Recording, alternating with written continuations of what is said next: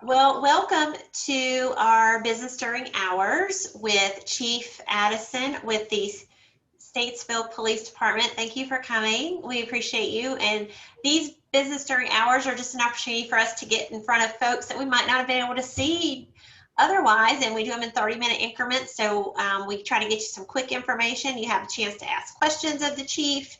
I'm sure he'll answer any question you have. Nothing's off the table, right, Chief? All right, well, without further ado, we're going to turn it over to Chief Addison with the Statesville Police Department. Thank you. I want to thank everyone that's tuning in and to kind of give you an overview of what's going on in the Statesville Police Department. For the first time since 2014, we're at 100% staffing. We've been allotted 2 additional telecommunicator positions this year and 2 additional patrol positions this year. And saying that, when you're looking at crime last year, at the end of last year, we're down 7% in violent crime and 9% in property crime.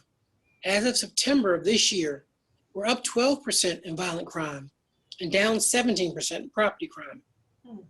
And although we're up 12%, I've seen that's not a bad number because you're looking at protests and you're looking at COVID.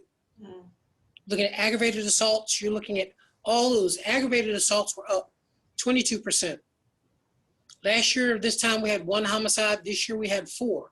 But all 4 of our homicides this year have been solved. Our rapes are down 63%. Robberies are down 19%. Burglaries are down 20%. Motor vehicle theft is down 38%. Shoplifting 16%. And theft from motor vehicles is 4%. So the 2 categories we're looking at, one you really can't control is murder. When someone hates someone enough that they want to take someone's life, the police officers are usually responding to something like that. They're usually not there to be an intermediate before that happens. Aggravated assault is one of those things. It's kind of like the step below murder. So if somebody's angry with someone, because one of the messages that we're pushing out this month is that just because you disagree with somebody, it doesn't have to result in a stabbing or a shooting or even a killing. That's unnecessary. People have to get more engaged in conversation, because if you're not having the conversation, and it's all right to disagree. So we're looking at that moving forward. For the month of September, we had a spike, as we said, in aggravated assaults.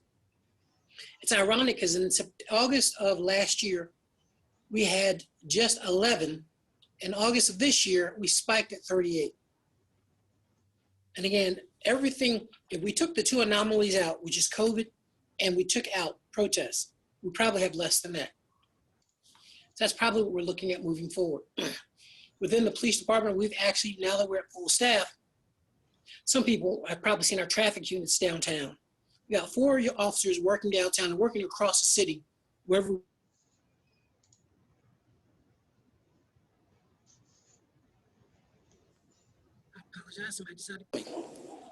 But we have downtown doing traffic. What their responsibilities are is to make sure we reduce the amount of accidents that we have in the city of Statesville. And with regard to accidents, our accidents involving property damage is down 42%. Our accidents with hit and runs, but our accidents involving injuries is up 16%. We've had more fatalities with accidents than we've had with crime. That speaks volumes. We're losing more people to accident-related deaths, either not paying attention or just doing something that unfortunately costs them their life. With that, last year we answered right at about 81,000 calls for service. I don't have the number for September to this date right now, but I'm working on having someone pull that number. But we're probably right around 50, I'd say about 50, 60,000. Maybe a little bit more, maybe a little bit less than that. But we just added 2 telecommunicators because they were answering a lot of calls. And in our call, we may have 4 people at one time. Can y'all still hear me? Yes, sir. Okay. Yes. So when you're looking at our professional standards division, one of the things that we looked at, and we're looking at year to date, is how many pursuits have we been involved with? Year to date's 15. Out of those pursuits, how many people were apprehended? That was 12. How many pursuit-related crashes was 4. When you're looking at use of force, Your use of forces, we've had 13. Hard hands, taser, and taser is an intermediate, so you don't have to use deadly force. And we encourage our officers, it'd be easy to pull out a gun, you would probably be justified, but taser is a nice intermediate where somebody can be spared. We had 7 tasers, 5 soft hands, which means it wasn't a fisticuffs, it wasn't a fight. Officers had to put their hands on them and kind of control them. There was no injuries to the suspect. However, 3 law enforcement officers were injured this year. Wow. In use of forces. With that, our CID division, year to date, we've closed right at about 42% of our cases. Which you look at a lot of your cases, you may get, oh, somebody went through my car. There's no fingerprints, there's nothing there. So moving forward, what we're looking to do is this week we're having a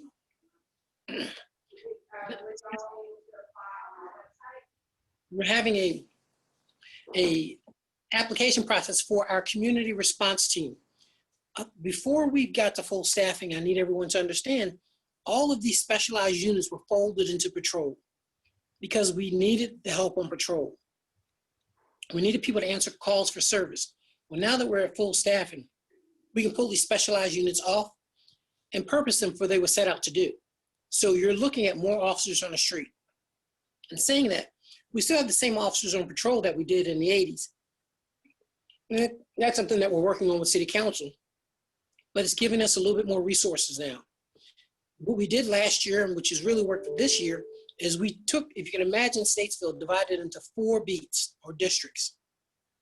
We've now got a captain in each one of those districts. Because when I first got here, everybody came to the chief. And I wanted to make sure there was a liaison in that community that they could talk to on a regular basis. We pulled the captains off patrol, assigned them a geographical boundary, and now they're responsible. If something happens in that community, that captain will give you a response. Or if you need me, I'm always available. But I wanted to make sure you had someone who was going to be a fixed position in that community. That's another thing that we changed. We had some internal lifts that we had to do within the police department. As far as in some of our equipment, we had to standardize. As far as in some of our practices, we had to standardize. So we have done a lot of work this year, and I give a lot of credit to the officers. This has been a very trying year. 2020 has been an exodus out of law enforcement. And I always tell people that the community will remember you when they needed you most. So when I see a lot of these chiefs of police walking out and officers giving up, I often ask, why'd you put the badge on? So if that is not enough of a reason for you to keep it on, maybe you shouldn't have put it on in the first place.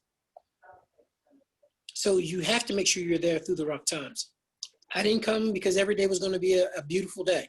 I knew there were going to be some rough times, but together we'll make it through. And that's the purpose of being here. I think that everybody feels that way in their jobs, no matter what industry they're in right now. It's so different, and there's so many other things that you have to consider when you do your job, whatever that job is. It's a lot of extra energy and time, and it can be very weary work. But I'll tell you, one of the unique things with the officers is that you're looking at you have the ability to take someone's freedom away, for which we do not take that lightly. right. You have to take people into custody, which we don't take that lightly. Sometimes, although we have a very supportive community, we have some that just don't appreciate us being the police. And those younger officers are the ones that need to hear it most, that they're appreciated. We want to remind them that their work matters. Because, at the end of the day, people can look at other places across the nation and they say, well, that could happen here in Statesville. My question is, I'm not saying that it couldn't happen, but when was the last time it did? We had protests where we allowed each side to have a voice. We made sure that people were responsible with those voices, but they had a voice. We did not take sides, and that was one thing. When the gentleman showed up with the AR, we had to take them. And then when the other protests came up, we had to make sure they were being civil. And then we said downtown had enough, long enough. But there was only so much that we could do because our noise ordinance does not protect. So we did as much enforcement as we can. We went to zero tolerance, and that's where we stand right now. Right. How have the protests been since you went to zero tolerance? It's been much quieter. I drove by there, and I've had someone call me from downtown and said, They're still hearing it, but officers driving downtown and I just have not seen it. I drove through on Tuesday night. I didn't see anything. I didn't hear anything. And I've only got one person complaining. I told other businesses that if you see this, give us a call. Let us know, because we're at this point in time, we may need to get business owners involved to the extent of identifying who's making a noise. But we haven't heard any complaints from anybody else. Interesting. So I want to go back to your stats. You were giving kind of a lot of information about the percentages. How do we compare to, let's start like within our region, to those stats, like the aggravated assault, the murder, and the robberies? I mean, are we kind of in the same range, or is it higher or lower in Statesville compared to the region? That's a very good question. I would have to do the research on that. Okay. I was going to say, and the state too, but I guess you probably need to check on that too. Yes, but from what I'm hearing in the larger metropolises, when you look at the Charlottes, you look at Hickory, you look at Raleigh, and you look at Durham, their protests were violent and they were damaging. We had zero of that. We had zero violence and zero destruction. So I expected, because of COVID, people being in the house, we knew our domestic violence cases were going to increase. And then people finally getting out of the house who just didn't have patience, who couldn't understand. This is a new era that a lot of people, it's new to all of us. Right. In my some odd years of being here, I've never seen this. So some people are adapting to it well, and some are not adapting to it well. Mm-hmm. Dealing with that. That combined with an election year, this is a really politically charged climate. We have to make sure that we stay neutral, but enforce the law. What are some of the things that you really enjoy about your job that you do? I love community. I love the people that I work with. I think they're awesome. They are one of the main driving factors for me getting up in the morning, because we know we're making a difference. I'm not here to change everybody's mind. I'm just here to establish equality and fairness. So I got the honor of riding with one of your officers during our Leadership Statesville program, where we get to ride and do a ride along. And you think it's going to be like the TV shows where there's all these, these police chases and you're doing all this, and it was really pretty quiet. I was not disappointed, because I really got to meet the officer. He was relatively young. I think he could have been my child. He was that young, but he was just, I asked him kind of the same question, what did he like about what he was doing, and why would he go into law enforcement? And, he said some of the same things that you're saying, but he just, it was a really neat, and get to see all the technology that your cars have and how you all can communicate. Have you made any kind of technology upgrades since you've been there? Yes. From last year to this year, we had to strengthen our network. When I first got here, our network would drop on a regular basis. So we had to strengthen our infrastructure so that now officers have a phone that they use as a hotspot, so they now don't have to worry about it. Right. We've upgraded computers, and a lot of our tasers, everybody on patrol is assigned a taser. The equipment we had before was out of date, and it wasn't guaranteed to work. So we signed a lease, which for 5 years, if something breaks, they fix it.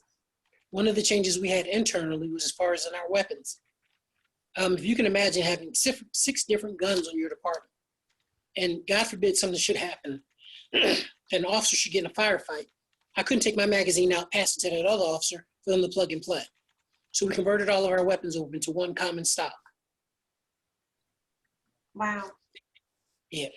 You would think that would be kind of, I guess it's just one of those little things you have to fix when you get there. When did you start in Statesville? It's been a couple years now, or is it February. 5? February will be 2 years? February will be 2 years. February 2019, I started in Statesville. Wow. I knew it hadn't been that long. Yeah, I was 22 years in Durham, left there as a captain, and came here. Well, what are some things you're looking at as you're planning and growing your department? What are some things you're looking at doing down the line? What's some of your strategic plans that you're thinking about doing? Or your wish list, maybe? Wish list includes the forensics unit. Right now, I'm investigating evidence, taking pictures. That delays the investigation. if I had a group of individuals, their whole purpose was to collect property, that would be easy. They collect property, the investigators do the interviews, they have those conversations, and that streamlines your investigation process. When your investigators are doing everything, that challenges them. That takes before you can get to an interview, maybe 5-6 hours. Because as me, I worked homicide in Durham for 3 years. And you want to look at your crime scene first before you go talk to somebody. Because that crime scene is going to tell you something. But if you got to go look at the crime scene first, process everything, and then go talk to somebody, well, now you may not have somebody at that moment where they have told you everything when you first got them in that room. Now you got somebody who's been thinking a while and saying, you know what, maybe I don't want to get involved in this. So forensics unit, I would love to have. I'd like to be able to expand our narcotics unit, increase the number of officers on patrol, and expand our community resource unit. So right now, if you have a business and somebody breaks into your business, we send a complimentary community service officer down there to do a CPTED, which is crime prevention through environmental design. We look at your business, we look at the lighting, we look at the bushes, and we give you a suggestion of what you can do to reduce an opportunity for crime later. Done for free. We keep that in our file because if something happens to that business again, we look back and see if they implemented any of the things that we requested. Because if they didn't, and this person broke in the same way they did last time, then there's not much more that we can do as a department. We have to make sure that, yeah, we're going to keep doing our rounds around the building, but we need the owners of the businesses to step up as well. Could that be a future topic we could do, and how businesses could protect their space? Yes, we could definitely do that. Okay, that's all right. I'm putting that down as a list. So what is your, so you talk about businesses. So what about working with other downtown organizations? We have Mitchell Community College. Do y'all have any kind of relationship there with them? Do y'all provide officers, or how does that work? With other agencies, we work well with the Sheriff's Department. Coming in the front door, we want to make sure that we strengthen that relationship.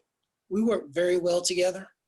Our organizations, mine and Sheriff Campbell's, with every other agency downtown. If they need us, we're there.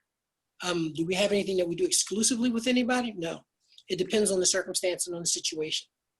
Yesterday, the Sheriff's Department and us worked together in apprehending a subject. Okay. Yeah, that was gonna be my next question. Working with the Sheriff's Office. Obviously, I mean, I think the protest is a really good example, because not everybody realizes that the county courthouse there is actually county property, but when they step on the sidewalk, it's city, so there's a little overlap there. So how did y'all have to handle that?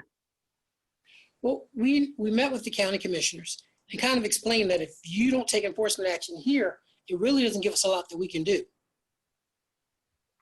Especially that's county property. A lot of people thought that was a city and the city should do something. We can enforce county laws, but it's the county's property. And we were sending people down there almost every night. And our staffing was going down, and our cost of overtime was going up. So we had to find a way that we could do this and be cost effective.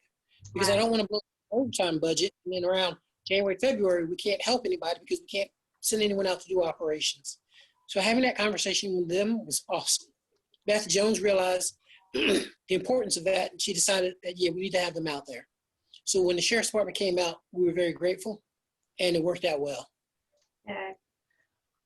What about with other, I know like with fire, sometimes there's shared resources when they're outside of their districts or areas, they might go to another community. So does the police work in that same manner? If there's something big going on, do y'all do that? Yeah. Or, okay. We have what we consider mutual aid.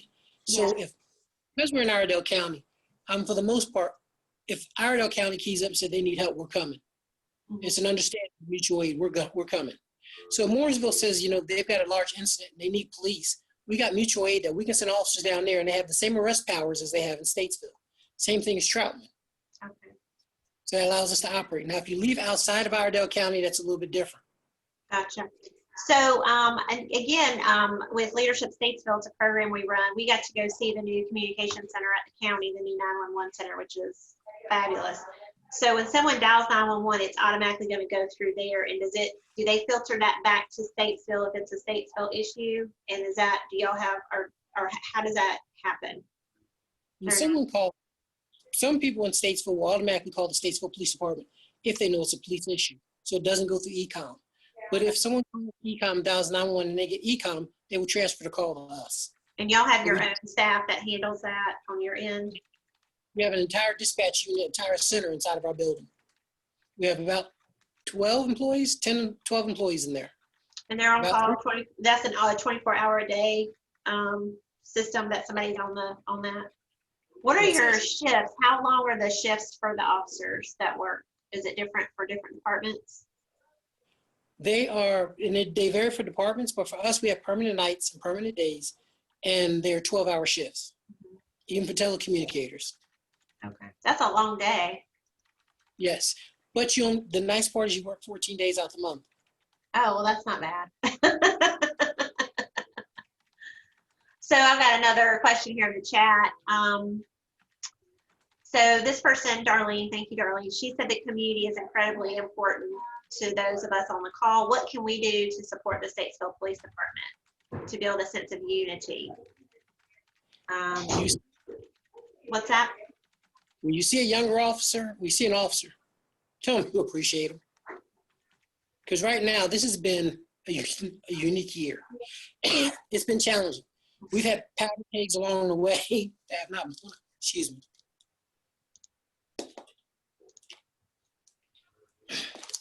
We've had some powder kegs along the way.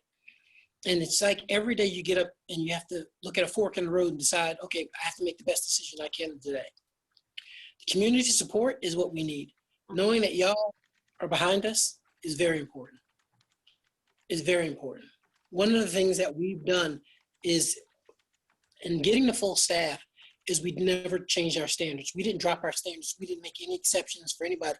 If you didn't make the cut, we wouldn't hire you. And saying that, we're starting a reserve program because we've got officers that want to join us. We don't have the positions. So my goal is to keep us at full staff. But part of it is people will come to work if they're happy. People often think it's money. Money's a driving force, but you would take $5,000 less if you knew you would come to work every day, your work was appreciated, and that you enjoyed your job. Well, that's great. Thank you. So I want to go back to training a little bit, because I don't know how many people know this, but Mitchell has their BLET program, and they train pretty much all of the police and fire in our county and surrounding counties. Do y'all, am I saying that correctly? And Carol's on the phone, so hopefully I'm saying that right, Carol.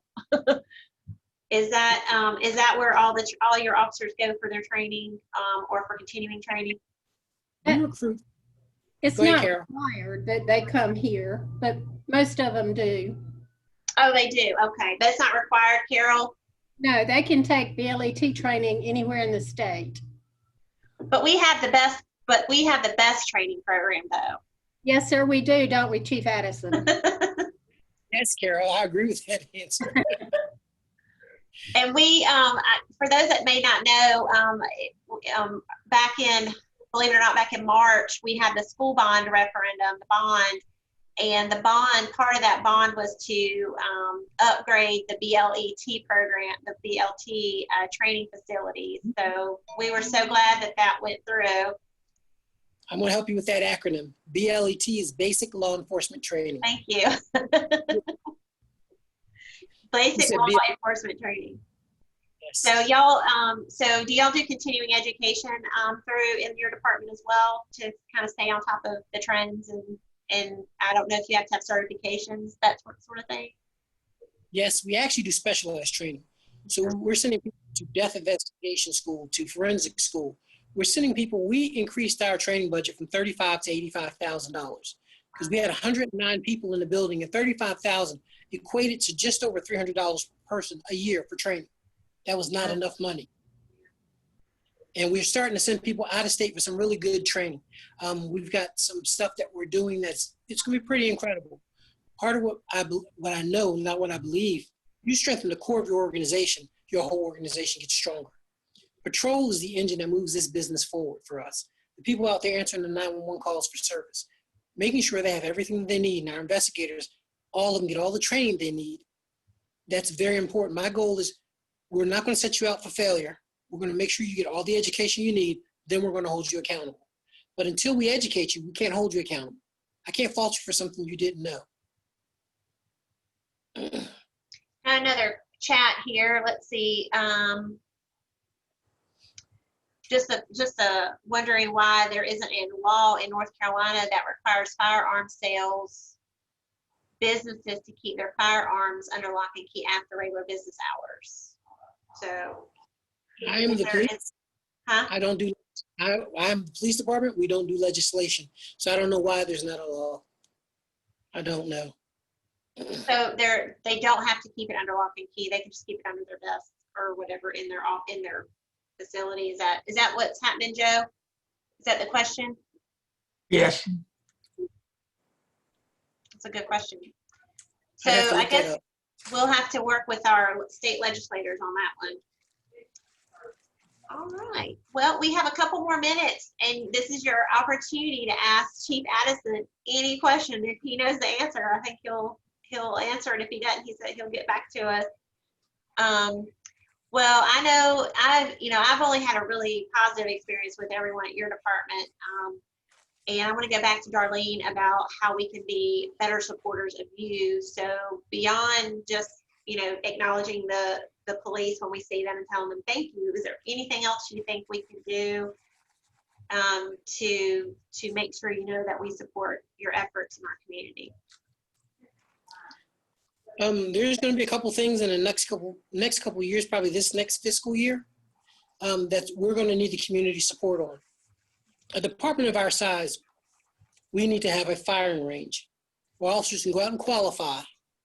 It was on the block for this year. We went with the lowest thing that we can get just to get us started, and COVID knocked it out. And Ron Smith, who's been a phenomenal city manager, he had it in our capital and it had to come out. But that's something that we definitely need. With 84 officers now, we have to go out and rent ranges from people and borrow space from people in order to qualify every year. Department of our size should have our own. Understood. All right. Well, if anyone doesn't have any other questions, I want to say thank you, Chief Addison, for giving us a great update. That was great information. I think if there's anything we can do for you, reach out to me at the chamber and we'll get that out to the community so they know.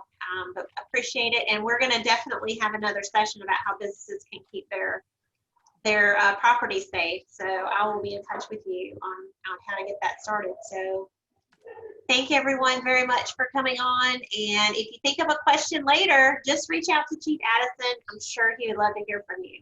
Thank you. Thank you, everyone.